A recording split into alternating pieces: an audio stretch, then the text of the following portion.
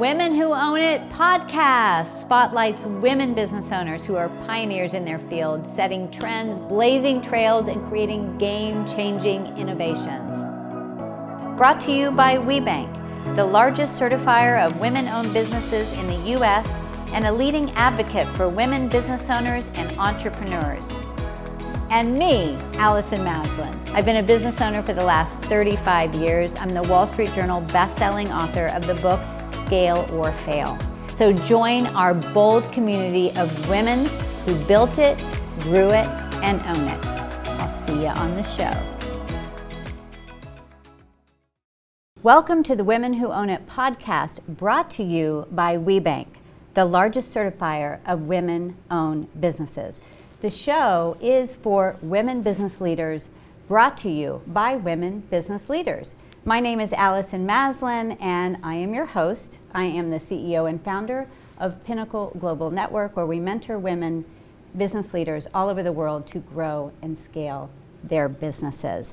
And today, I am so excited to talk about women business leaders. We have two superpower women. We have Peggy Del Fabbro, who is the CEO of M. Davis Construction, and we have Maria Prince with DuPont, and I'm going to introduce both of them today. Peggy Del Fabbro is the CEO of M. Davis, and after over 20 years of leadership positions with M. Davis, Peggy Del Fabbro assumed the role of CEO in 2008. She is the fifth generation of the Davis family to lead M. Davis, which is now in its 153rd year in business since 1870.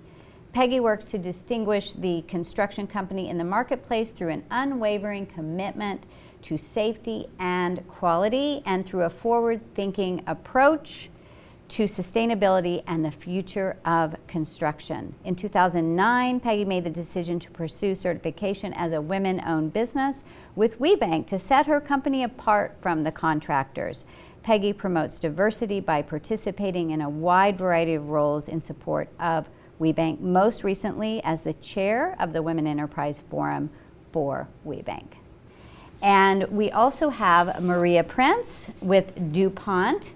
And Maria is an industry leader in diversity, equity, and inclusion, and she's the head of environment, social, and governments in DuPont's global procurement. And Maria is an accomplished executive with more than 25 years of experience in strategic sourcing, product development, supplier diversity, and supply chain. And she's worked for well-known companies like Walmart and PepsiCo. And prior to joining DuPont, Maria served as the vice president of the NMSDC Academy for National Minority Supplier Development Council, and she understands the world also from an entrepreneur's vantage point, being that she also ran her own company from startup to raising capital to selling that as well. So much wisdom between both of you, oh my goodness. So I'm excited to learn more about you and how you all have worked together. And we were just talking for like 100 years. That's hard for even myself to wrap my brain around. Peggy, I want to start with you because just this idea of having a business for 153 years, obviously by your family and recent generations. And I feel like this is an important note because, you know, as we're here at the conference with all these women business leaders, they worry about the economy. We just got on the other side of a pandemic. You know, is my business going to be here tomorrow? How am I going to be? Where am I going to be in 5 years? And here you've sustained for over 100 years. I would love to just know, what is the mindset do you feel, or you know, the secret behind, if there is a secret or isn't a secret, behind M. Davis for sustaining all these years? Well, thanks, Allison. It's great to meet you and talk to you this morning. I think the secret is being prepared and planning. I'm sure the earlier generations, probably the first two, didn't do that so much, but anymore we do a lot of planning, downturn planning. You know, what do we know that works? And what do we learn? You know, the recent pandemic, we learned some new things about our company, about our people, how to better support our customers as well in that type of situation.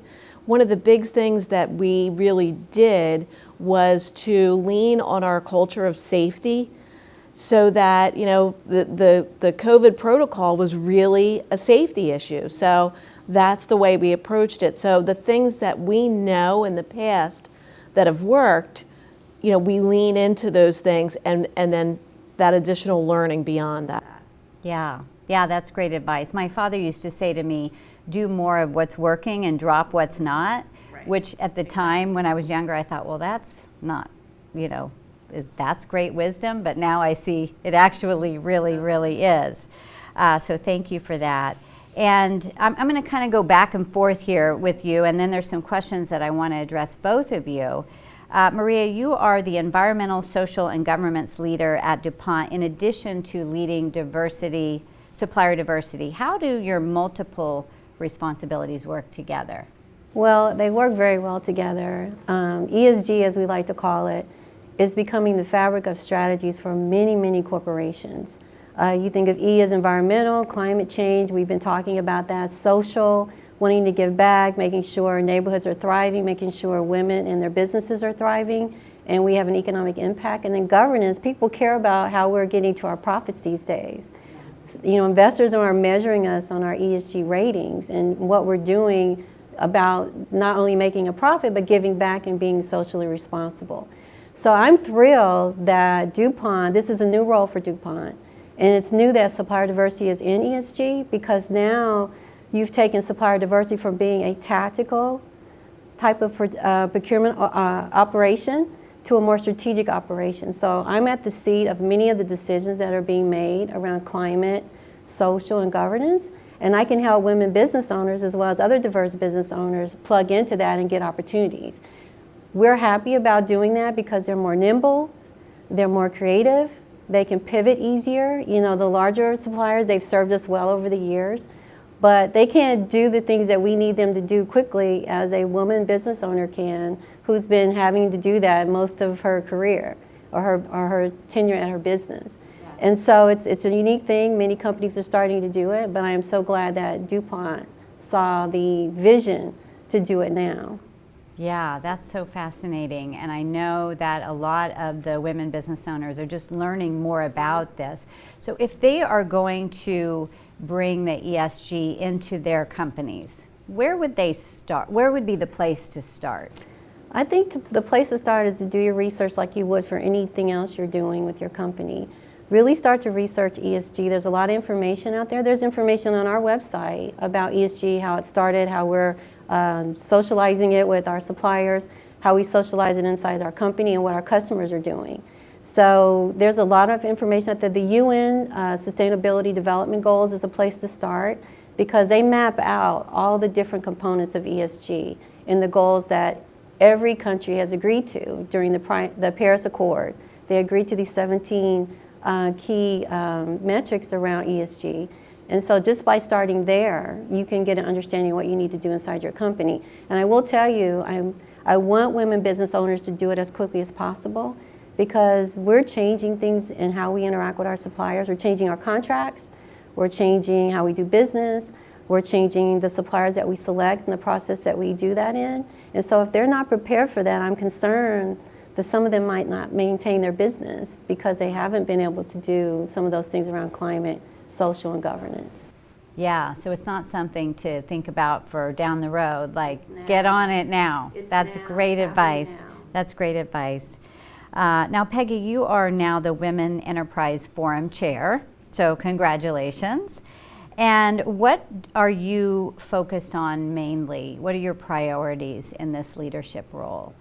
I really think it's important that I am aware of my role as the voice of the WBEs and what are their needs, what are their challenges, and also clearly communicating the role of the forum and the WBENC network. So that's the broad vision that I have. It's challenging. We have over 18,000 WBEs of various sizes and markets and interests. So being aware of what their needs are is challenging, but it's so rewarding when you see them in person at conference in particular, and they're so excited to see each other. That energy, I wish I could bottle it.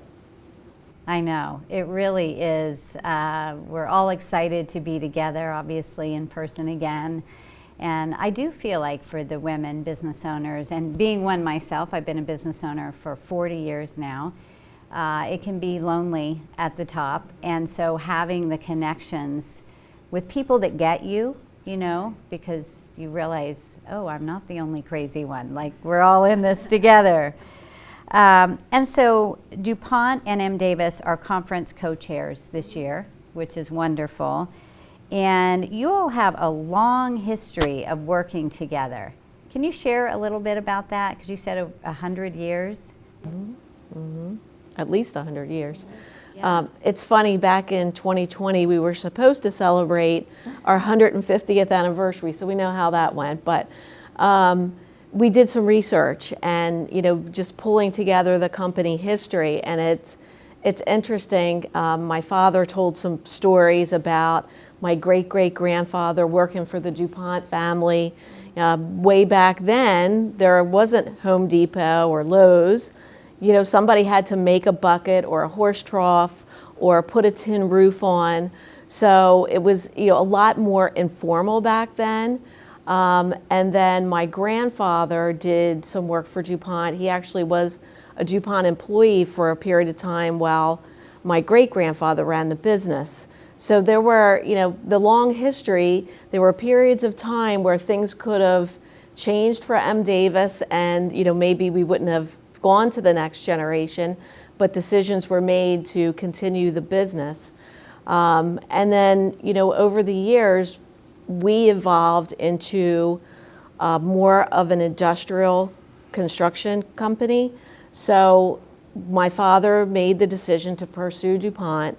And I have to say, in the history of our company, that was probably one of the largest game-changing decisions ever made, because he knew he had to get serious about safety. So that was back in like the 1970s, and you know, things were different then, a different atmosphere, but it really made us get serious about safety and work on our culture of safety that we have today.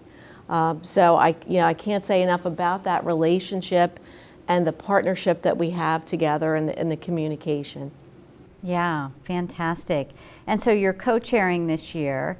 And why was it for both of you, I'd like to hear, why was it important for you to play that leadership role for the conference, Maria? Well, when Peggy and I met, she told me the story about DuPont and M. Davis.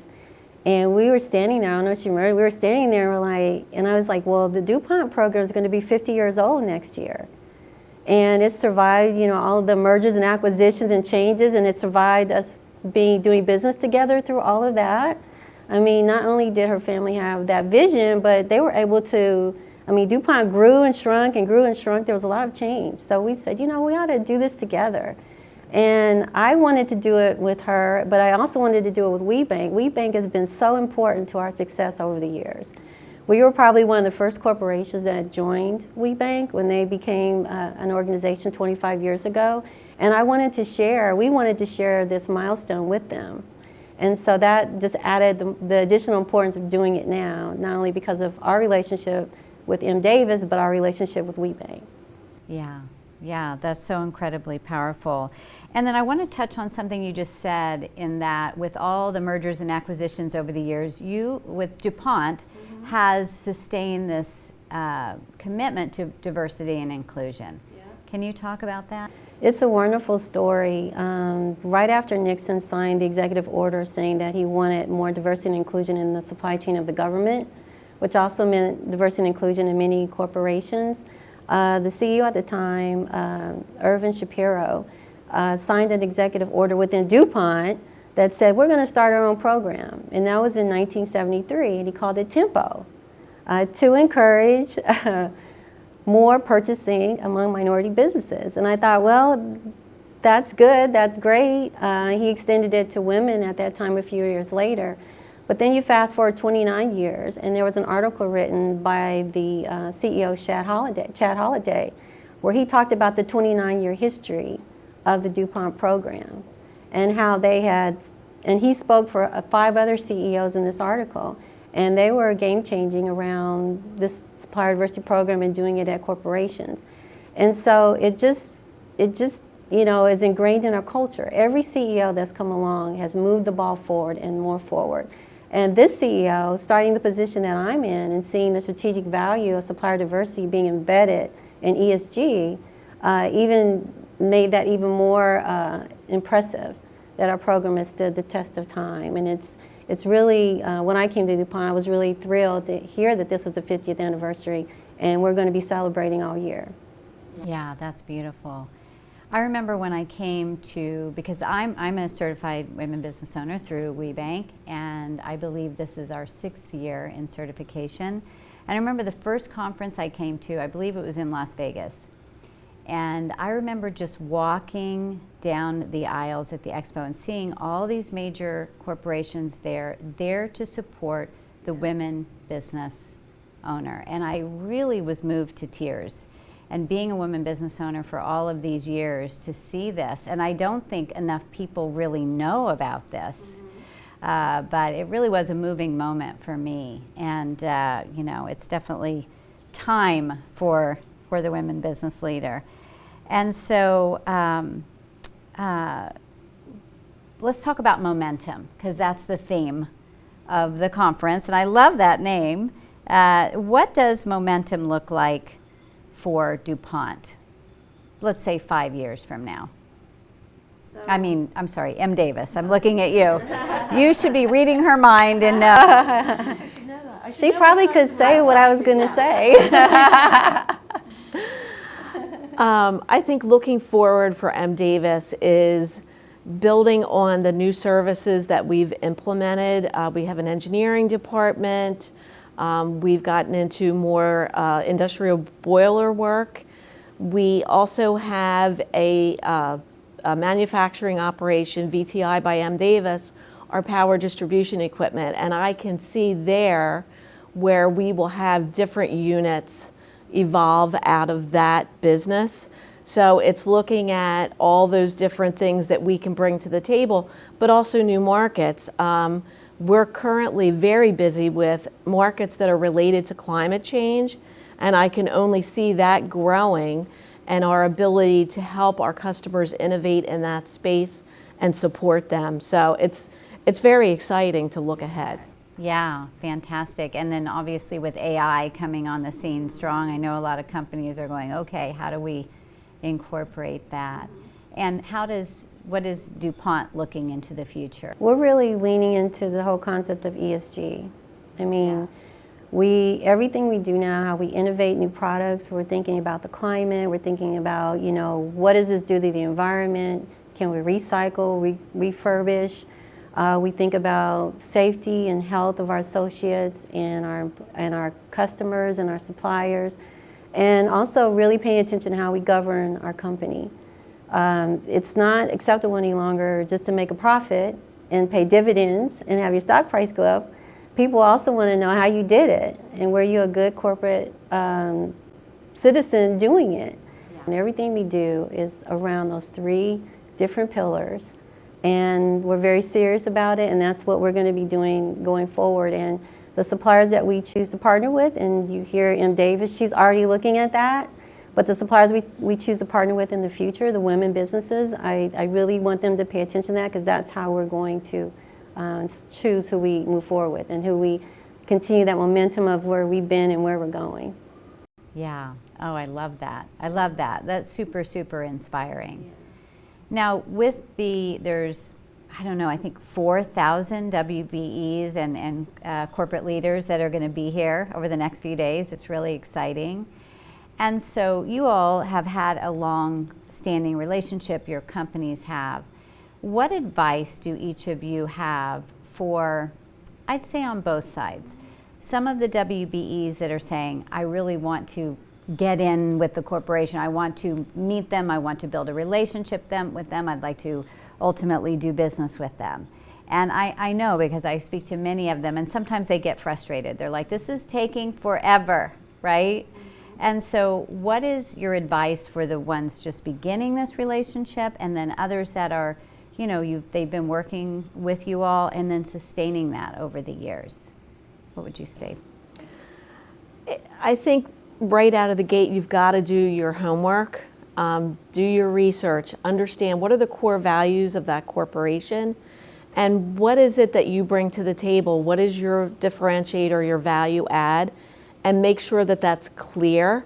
And it does take a long time. And sometimes you have to realize there's not an immediate fit, but that doesn't mean that you shouldn't take the time to develop that relationship. I have a customer who is here, a WBENC Corporation, that was my very first matchmaker 12 years ago.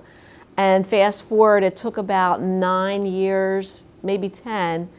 They bought a facility that we were working in. So I could call her and say, you're never going to believe this. And we were really excited because we knew each other well. So that relationship came full circle, and we've moved forward from that one facility. Now we're in 3 different facilities. So that's really exciting. The other thing that you have to do is really have an attitude of continuous improvement. So, how can I better serve my customers? What are their challenges? And really be aware of that so that you can just stay in the loop, and what can you do to help them, and realize it's not going to be the same every day. You have to change and evolve and be creative, like Maria said earlier about being creative. Yeah, fantastic. And what about you, Maria? I would include everything that Peggy said. She's knows very well what it takes to grow a business. I would add that not only do you need to understand the company's culture and what they're doing, but understand what's important to them at that time you're trying to do business. Right now, if companies are trying to do business with us, they bring us solutions around, again, I keep saying sustainability, or solutions around efficiency of production, or solutions that we can expand globally. They might be small now, but if they have the potential, we're looking for people that we can grow. If we see that they're a company well run, that cares about how they're governed, they have cybersecurity, they have labor policies, they care about human rights. I mean, they really have to exhibit all those things, and we're willing to grow them if they're giving us innovative and new solutions around where we're trying to grow the ESG area. Great. That's great advice. So really, number one, patience. Yeah. Right? And then do your due diligence and make sure you're in alignment, with the core values, and stay up to date. I would like to add one more thing. A lot of companies think because they're small, they can't get business with a large corporation like DuPont. But even though you're small, if you come with a plan that fits a problem that we have, and you have a vision for how you can scale it with us, that's really important. If you come and say, oh, I'm small and I can do this, but if you say I'm small, but here's my plan over 4 or 5 years, that's really important, because that will get us to pay attention and try to help you get there.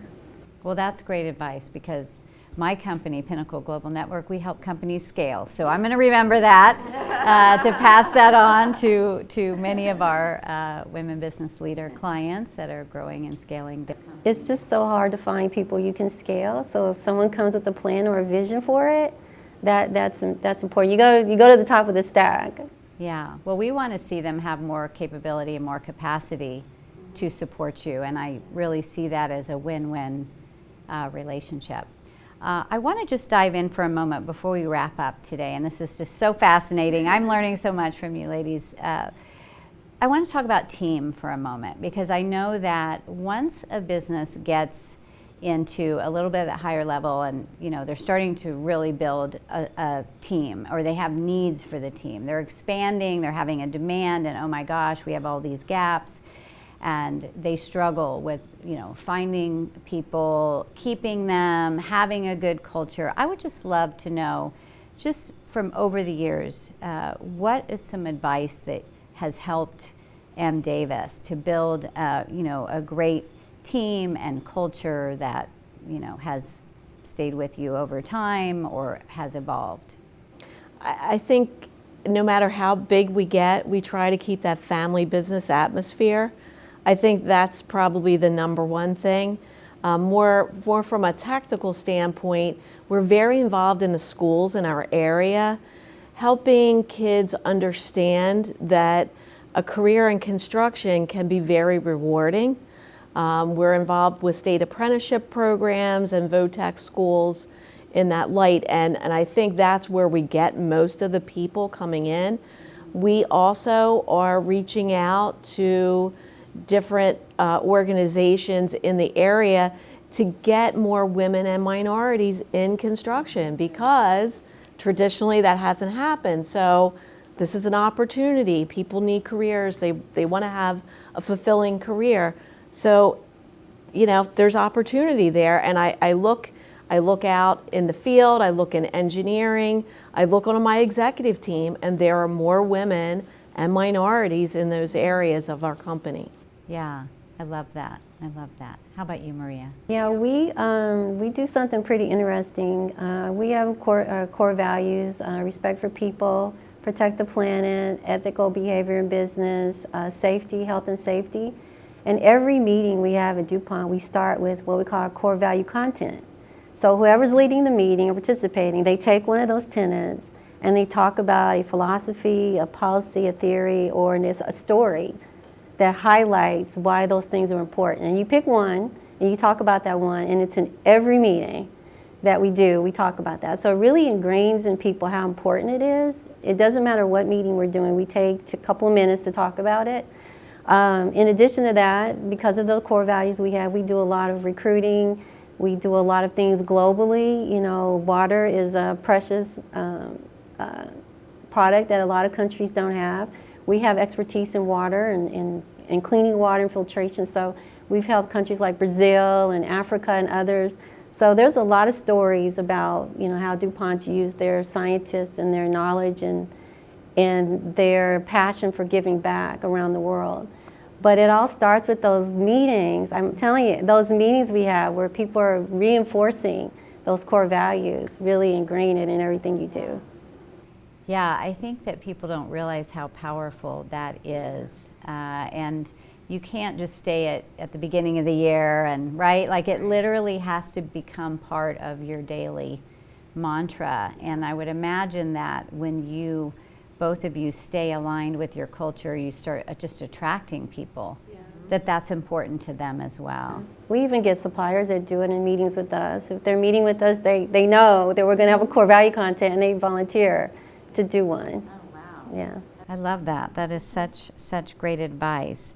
Now, the National WBENC pitch continues this year in 2023. What do you both look for in the WBE pitches and companies to consider investing in them? What about you, Peggy? I think what I look for is that clear message. You know, what do they do, and what is the value?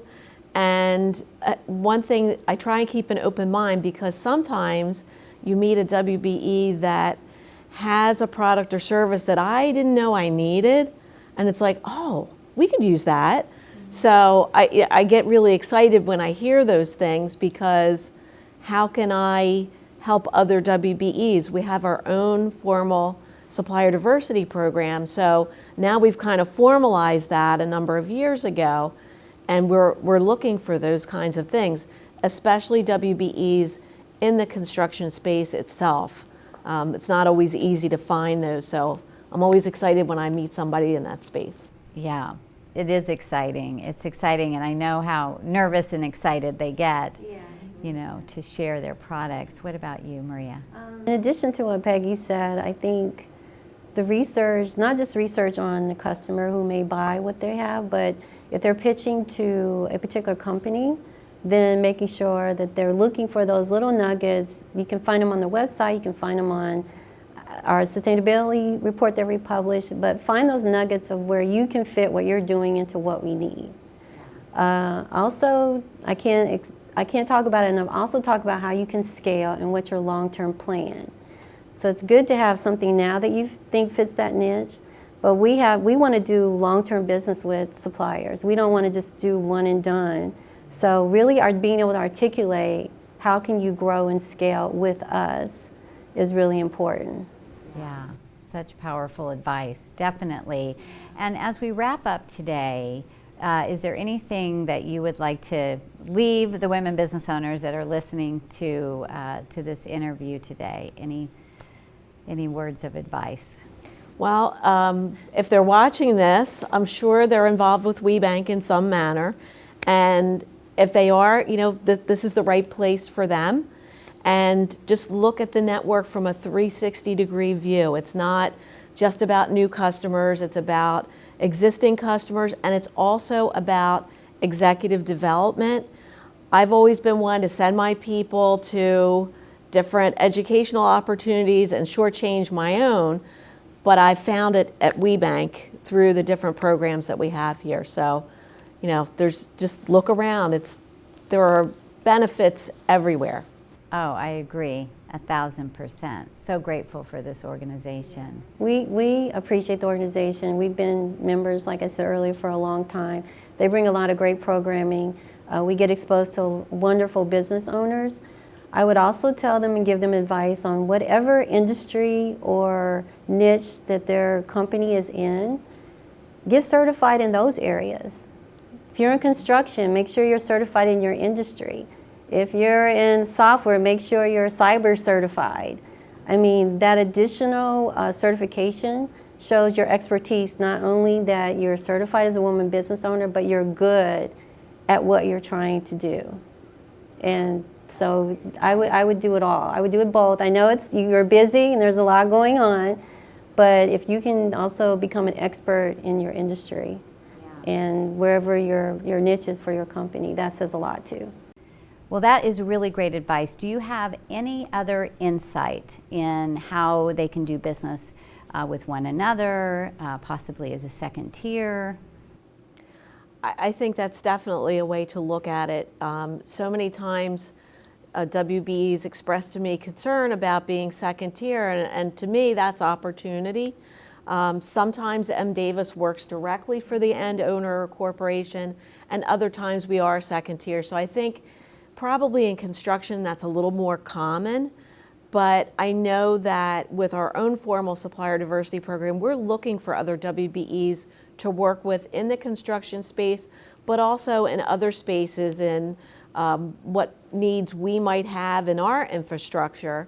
So I'm always excited to see when there's more spend, and just like some of the corporations, we measure that every year to see where we are, with that. Yeah, and it goes to our customers. So our customers are asking us what you're doing to do more business with diverse and women-owned companies. So we're reporting to our customers what we're doing, so we want to grow, but also we want to make sure that women remember to do business with each other, because we want to grow our program through our suppliers. So it's the whole supply chain. Customers are asking us, we're asking ourselves, and we're also asking our suppliers to do the same thing. So if you can get in second tier with the supplier, then you become known to us as a corporation, and eventually that can lead to scaling and becoming a direct supplier to the corporation, or a direct supplier to a large WBE like M. Davis.